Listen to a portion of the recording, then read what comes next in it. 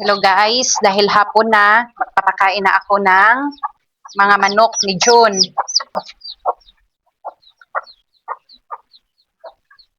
Nako, may basag na egg. May nalaglag.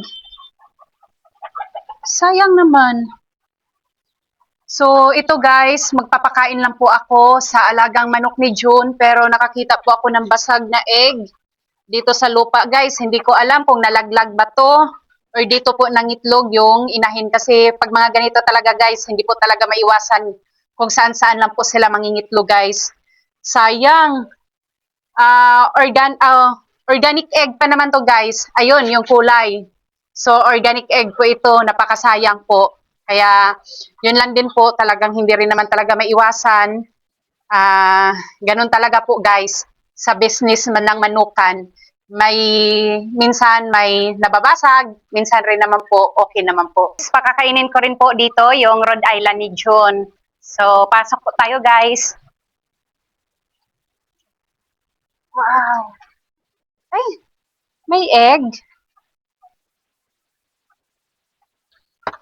So, ito guys, pinapakain ko na po sila and may nakita po akong isang egg guys. Ganun din po ito guys, katulad kanina, yung may na-harvest po akong isang egg.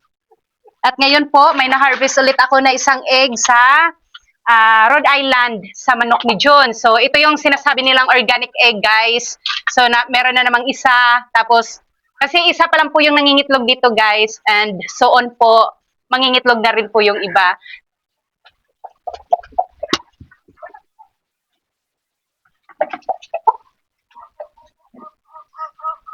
Ay, ang daming egg. Hello guys, nagpapakain lang talaga ako ngayon sa mga manok ni June guys, kasi hapon na. So kanina may na-harvest ako.